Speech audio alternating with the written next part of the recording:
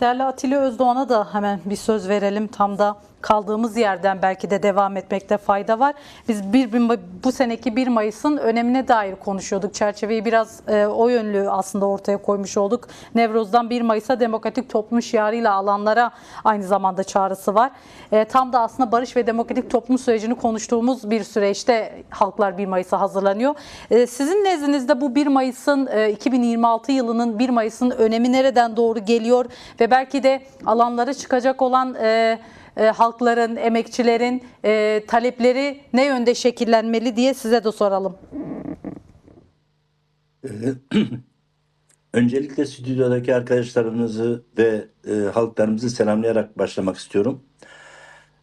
Sizin de belirttiğiniz gibi bu seneki 1 Mayıs daha çok barış ve demokratik toplum projesi çerçevesinde ekmek, barış ve adalet taleplerinin öne çıktığı bir konjonktürde 1 Mayıs'ı kutluyoruz.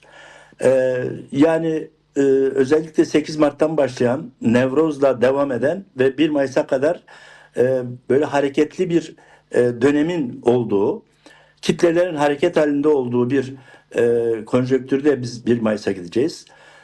8 Mart kadın özgürlük mücadelesinin öncülüğünde çok ciddi bir katılımla gerçekleşti ve kadın iradesi çok güçlü bir şekilde alanlara yansıdı. Çünkü erkek egemen sistem ve erkek devlet aklı kadın özgürlüğünü yok sayan, kadını yok sayan, kadını gerçekten hani ikinci sınıf insan olarak değerlendiren ve günde ortalama 3-5 kadının katledildiği bir siyasal atmosferde kadınlar ısrarla ve inatla iradelerine sahip çıkarak kendi özgürlüğünü elde etme noktasında çok ciddi bir irade ortaya koydular da. Yani özellikle İran Molla rejiminin kadınlara dönük saldırısının sonucunda kadın direnişlerinin ortaya çıkardığı Jinjiyan Azadi anlayışının, felsefesinin kadın özgürlük mücadelesine çok ciddi önderlik ettiği bir konjonktürden sonra 8 Mart çok güçlü geçti.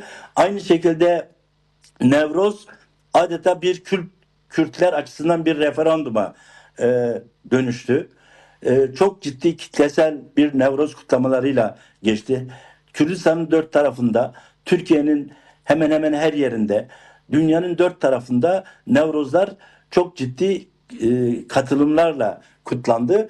Yani özellikle Kürt Halk Önderi Sayın Abdullah Öcalan'ın bir sene önce yani 27 Şubat 2025 tarihinde Barış ve Demokratik Toplum Projesi'ni deklare ettiği tarihten sonra geçen 1 Mayıs ve geçen Nevroz çok bu algılanamamıştı ama bu Nevroz'da ve bu 8 Mart'ta bu çok ciddi bir şekilde karşılık buldu ve adeta bir referanduma dönüştü. Yani Kürt halkı topyekün olarak bu Nevroz'da Kürt Halk Önderi Sayın Abdullah Öcalan'ın Barış ve Demokratik Toplum Projesi'nin arkasında olduğunu adeta deklare etti.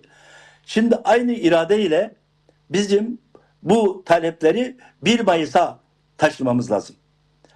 Şimdi Murat arkadaş özellikle altını çizerek söyledi. Bir Nevroz sadece Kürtleri ilgilendiren bir durum değildir.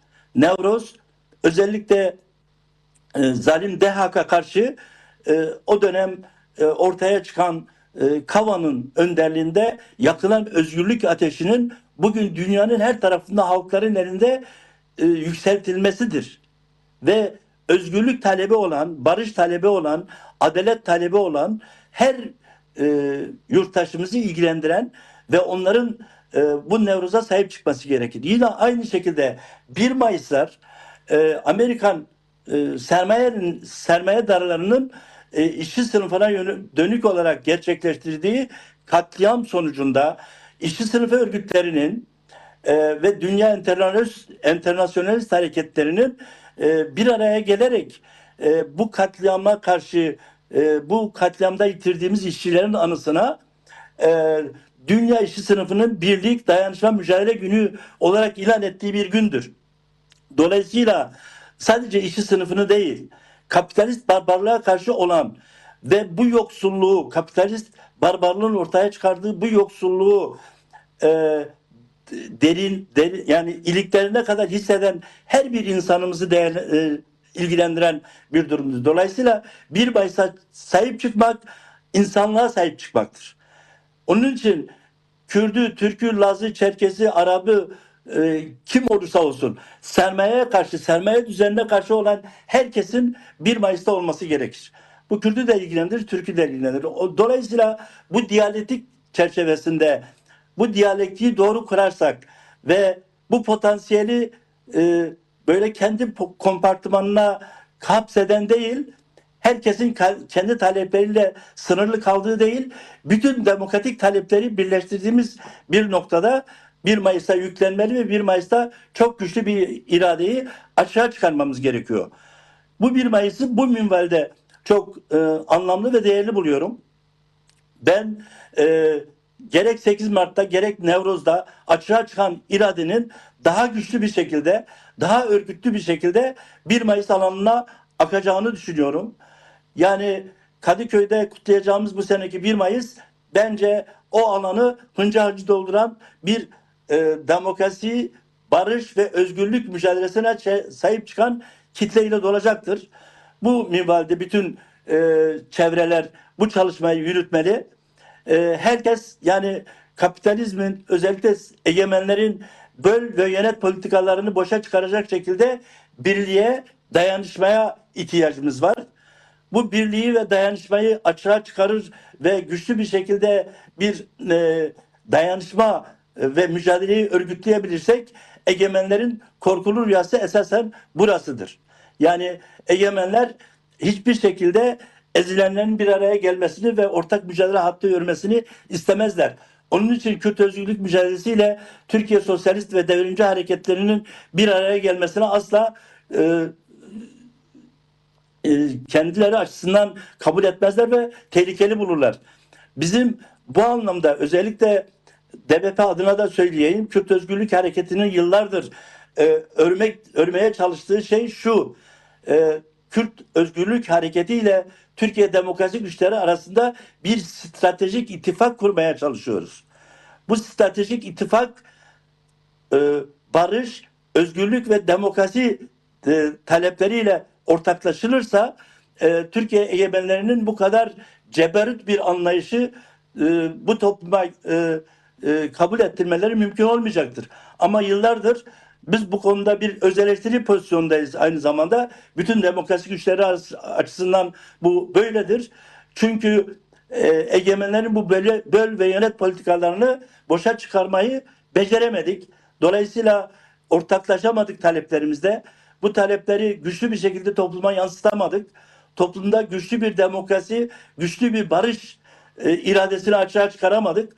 Oysa bu toplumun su kadar, ekmek kadar barışa ihtiyacı var. Orta Doğu bugün özellikle ABD'nin başını çektiği emperyalist haydutlar tarafından bir barut fıçısına çevrilmiş vaziyette. Aynı şekilde Türkiye'de yıllardır 20 yılı aşkın iktidarda olan bir iktidarın astı kestiği kestik tarzında bir politik dayatmayla toplumu dizayn etmeye çalışıyorlar. Yani ağzını açanı, en ufak bir itirazda bulunanı hapse atıyorlar. Dolayısıyla adaleti, yani mahkemeleri kendileri için bir aparata dönüştürmüş vaziyetteler. Oysa bu toplumun barış ve demokrasi taleplerini çok güçlü bir şekilde sahiplenmiş olsaydı bu iktidar bu denli hoyratça bu uygulamaları yapamayabilirdi. Bu anlamda bizim Nevruz'da açığa çıkan iradeyi 1 Mayıs'a taşımamız ve 1 Mayıs'ta işçilerin, emekçilerin, kadınların, gençlerin ortak yani demokratik toplumu inşa temelinde ortak taleplerini ortaklaştırarak güçlü bir toplumsal dinamik açığa çıkarmamız gerekiyor. Değerli Atilla Özdağ, size de çok teşekkür ediyorum. Ben teşekkür ediyorum. Son bir şey söylemek isterim. Buyurun, çok kısa alalım lütfen. Yani şöyle arkadaşlarımız şey yaptılar ama yani 1 Mayıs gerçekten Kürtler açısından özellikle bu Kürt Halk Önderi Sayın Abdullah Öcalan'ın Barış ve Demokratik Toplum Projesi'nin hayata geçirilmesi, ete kemiğe büründürülmesi ve gerçekten bu ülkede ve Orta Doğu genelinde barışın tesis edilmesi için çok güçlü bir kitlesel demokratik eylemlerin gerçekleşmesi gerekiyor. 1 Mayıs bunun için çok önemli bir platformdur. 1 Mayıs'ta bütün emekçileri, bütün Kürtleri, bütün yurtseverleri, bütün devrimcileri bu anlayışla alanlara çağırıyoruz. Bu 1 Mayıs faşizmi gerilettiğimiz, barışı inşa ettiğimiz, demokratik toplumu inşa ettiğimiz bir dönüm noktası olabilir.